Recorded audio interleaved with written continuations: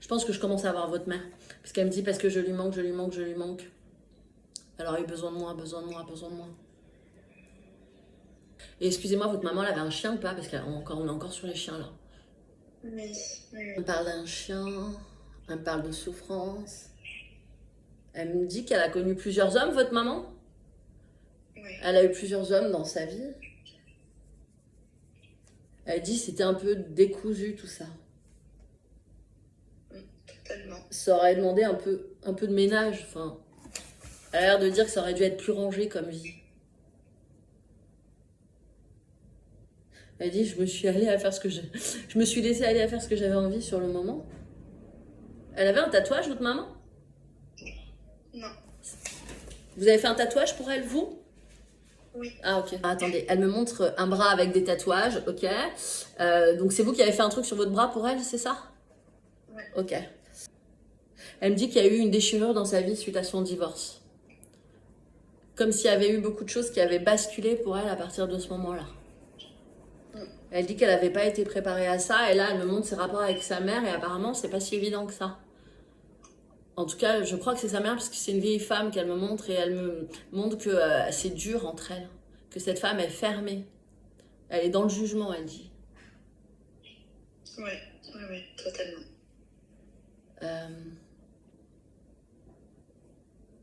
Elle me parle de fenêtre, elle n'a pas voulu ouvrir la fenêtre. J'entends par là qu'elle n'a pas voulu la laisser respirer et être qui elle était. Hein. Je pense qu'il y avait un désaccord sur la personnalité, sur comment elle marchait, comment elle fonctionnait. Ça devait être une mère très exigeante et dans le jugement.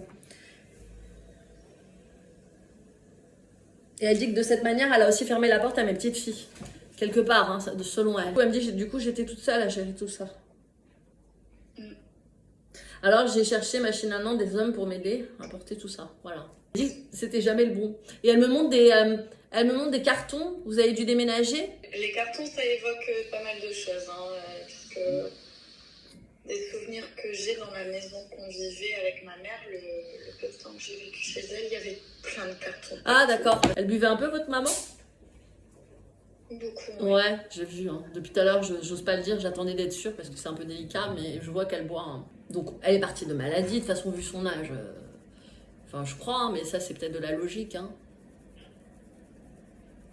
Quoique, elle me montre qu'elle prenait aussi des médicaments, hein, votre maman. Ouais.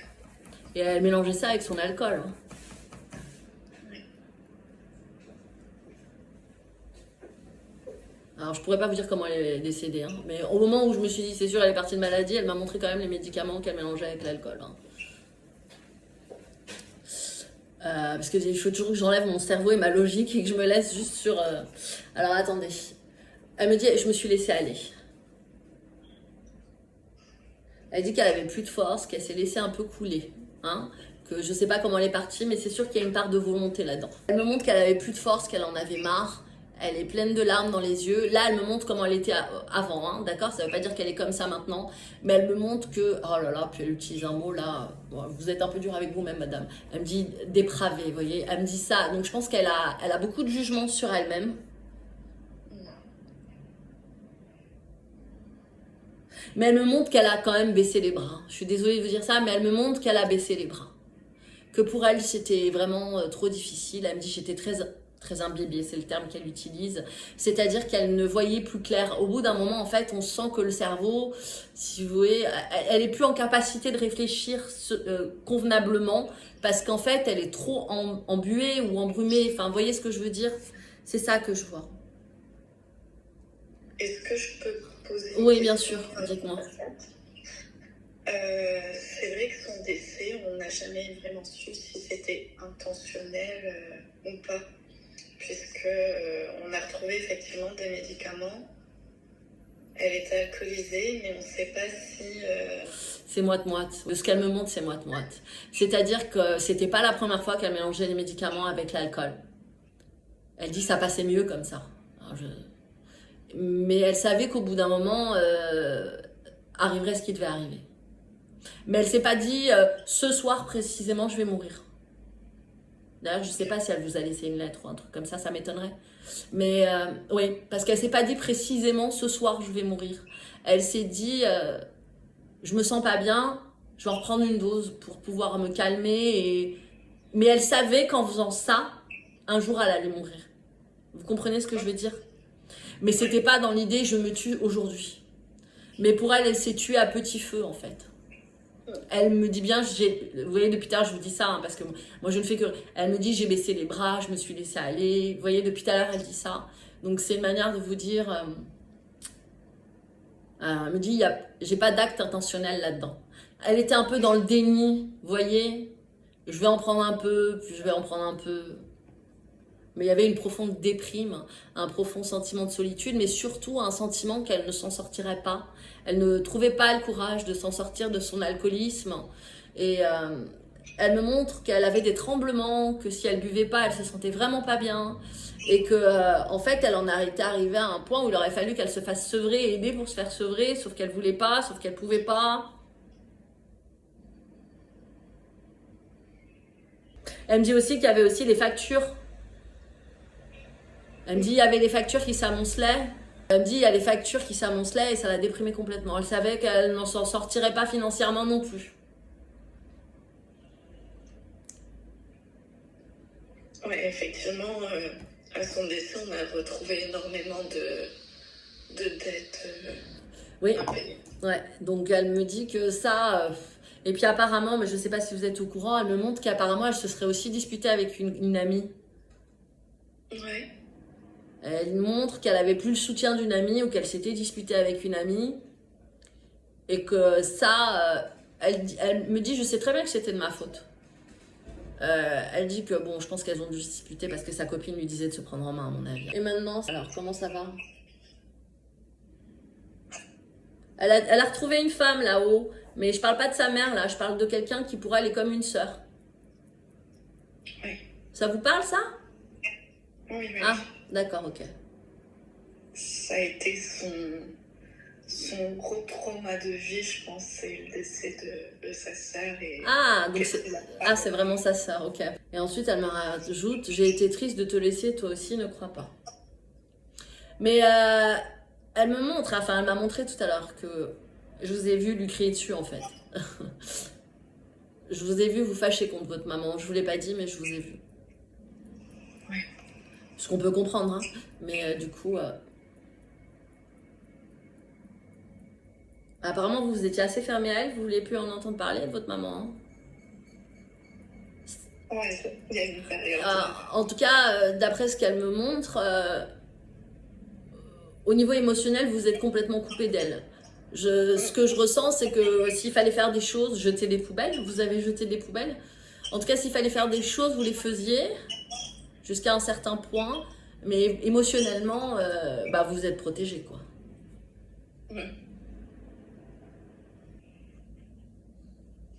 Dis-lui que je vais mieux. Dis-lui que je me suis remise de tout ça. Alors, il y a eu un truc avec le téléphone, vous aviez essayé de l'appeler ? Après son décès, je lui ai envoyé régulièrement des messages. Par téléphone ? Sur son téléphone. Ouais. Ah, parce qu'elle me dit... Ok. Parce qu'elle me dit, elle a essayé de m'appeler, tu lui dis que je suis désolée, je pouvais pas répondre. Désolée de pas... Forcément, elle pouvait pas. Non. Mais elle est en train de dire par là qu'elle a bien reçu vos messages. Ok. Là, je sais pas quelle est votre décision pour vous par rapport au fait d'avoir des enfants, mais elle dit, tu dois en avoir. Oh là là, bon, là, elle me dit, je vous répète, hein, tu lui dis qu'on va lui envoyer un petit enfant si elle veut bien.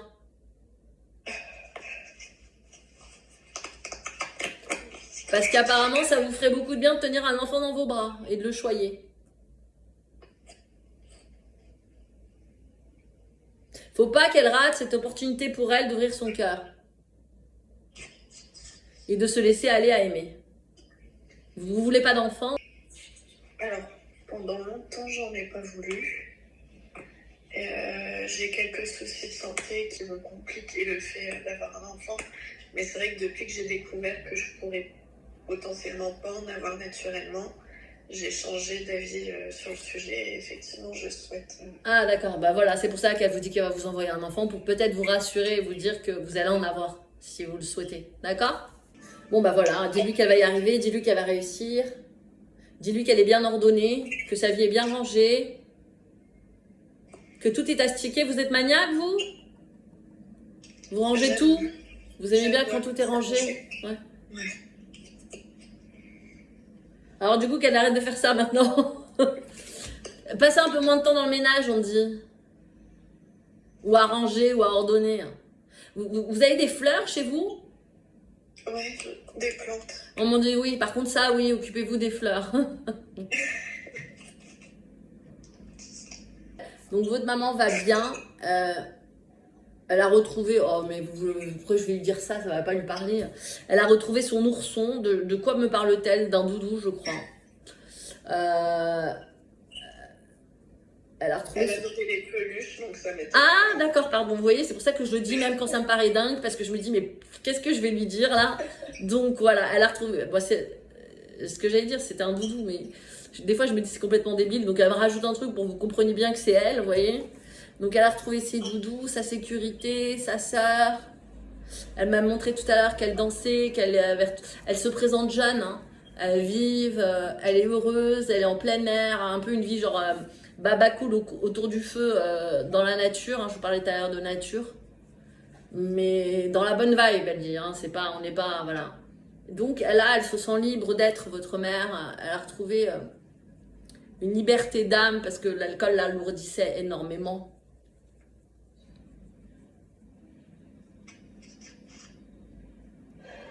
Alors, vous avez bien travaillé à l'école? Jusqu'au lycée, ouais, j'étais très bonne élève, mais parce que je bossais énormément pour l'être.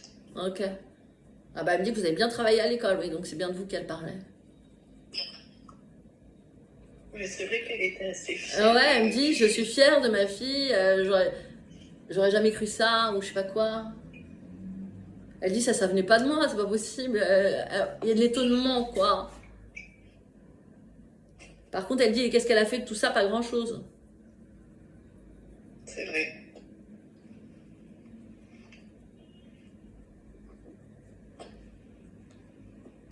Alors elle dit, il faudrait qu'elle se reprenne en main maintenant pour pouvoir faire des choses qui lui plaisent vraiment. Donc ça veut dire que vous ne vous plaisez pas dans ce que vous faites actuellement. C'est en dessous de votre niveau. Oui, oui, oui. Ah, il faut qu'elle reprenne ses études, elle peut y arriver. Il vous manque un truc, un bout de formation de quelque chose. Oui. Elle dit qu'il faut le faire, que vous pouvez y arriver. Ça vous changera la vie, elle dit. Elle dit, il vous en faut pas beaucoup plus. Faites-le avant. Je suis actuellement en recherche d'une formation particulière. Ouais, C'est bon, vous êtes dedans là. Super. Ouais. Vous avez déjà fait du théâtre? J'en fais actuellement. Ah d'accord, ok, super. Très très bien.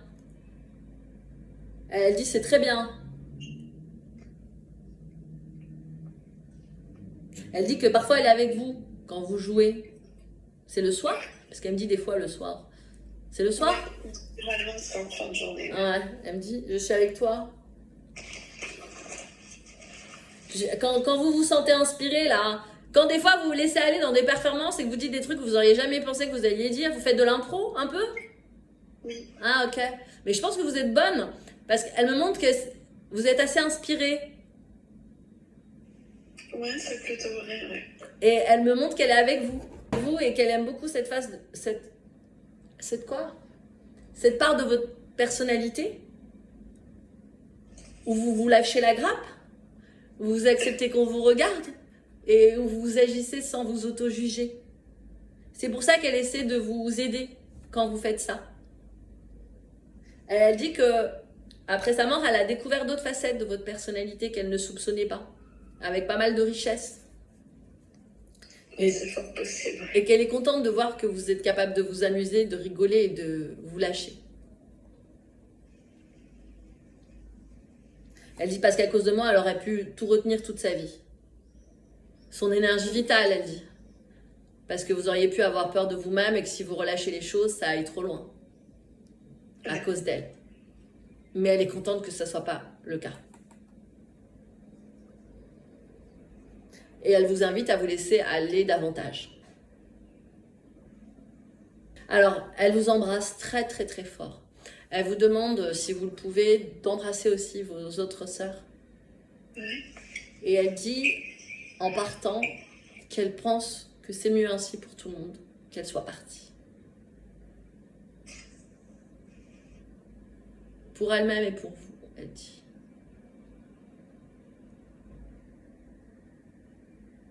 Elle dit que c'était son choix quand même de partir, même si elle ne l'a pas assumé complètement. Ok. Au fond d'elle, elle espère que vous comprendrez. Elle estime que c'était mieux pour tout le monde.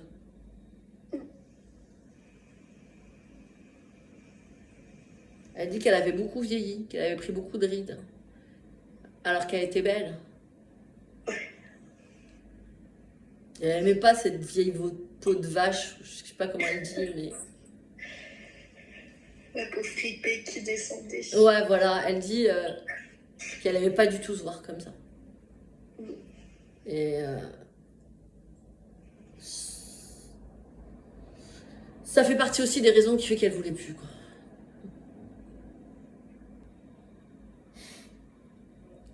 Donc elle dit qu'elle veille sur vous de là-haut, sur vous et sur tous les petits-enfants qui vont s'incarner. Qu'elle va vous protéger, vous et tous les petits-enfants qui vont arriver. Tous. Pas trop quand même. Elle a dit qu'il y en aurait quelques-uns. Et là, attends. Elle est marrante, elle a un peu d'humour quand même, votre maman. Oui. Ouais, parce que là, elle me dit qu'elle a envie de là-haut d'avoir le rôle d'une maman, mais vous voyez, d'une maman protectrice, mais pour tout le monde. Ce qu'elle n'aurait pas pu faire d'ici, elle dit. Elle avait des origines, votre maman? Non, alors elle avait la peau mate, elle avait la chevelure d'une Italienne. Oui, parce que tout à l'heure, je suis l'italienne. Moi. Mais pour autant, elle n'avait pas d'origine. D'accord. Bon, en tout cas, là, elle a l'air de... Moi, elle me fait penser à l'Italie, là. Dans sa manière de s'exprimer, elle me donne ce sentiment-là, la maman italienne qui va gérer. Elle me dit ça. Elle fumait aussi, hein. Elle fumait, votre maman, hein. Parce qu'elle a une voix... vous savez, là, enfin, peut-être que c'est la voix d'une personne qui boit de l'alcool, mais pour moi, vous savez, c'est la voix de la fumeuse, quoi. Bon, bah là, bon, après, si je l'écoute, on peut l'écouter longtemps. Là, du coup, elle me parle de ses dents. Ouais. Elle me parle de ses dents qui avaient été abîmées, qui étaient plus ce que c'était, quoi. Hein. Elle me dit à la fin... Ah, ok, d'accord, c'est pour ça. Ouais. Ok. Dis-lui qu'elle doit aller libre dans sa vie, elle doit me lâcher maintenant. Voilà. Et là, elle me montre, vous savez, comme quand on tire un ballon, vous savez, les petits ballons là. Et pouf, on le lâche et il monte. Et qui s'envole. Voilà, c'est comme ça, c'est l'image qu'elle m'a envoyée. Dis-lui que je serai toujours avec elle, pas comme une sorcière qui vient la hanter, mais comme une maman qui l'aime, qui la chérit et qui la protège. Mais votre maman, elle devait être un peu croyante quand même, ou elle avait une éducation de... Hein? Oui. Oui, parce qu'elle me dit qu'elle est bien arrivée là-haut, mais il y a une empreinte religieuse là-dessus. D'accord? Oui. Et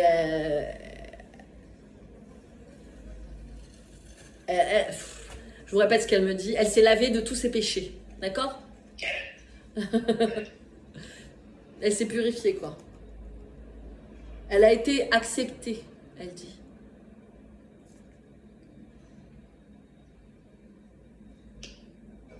Oh là là, c'est beau ça. Elle dit qu'elle a été étonnée de recevoir autant d'amour divin. Qu'elle pensait pas en mériter tant.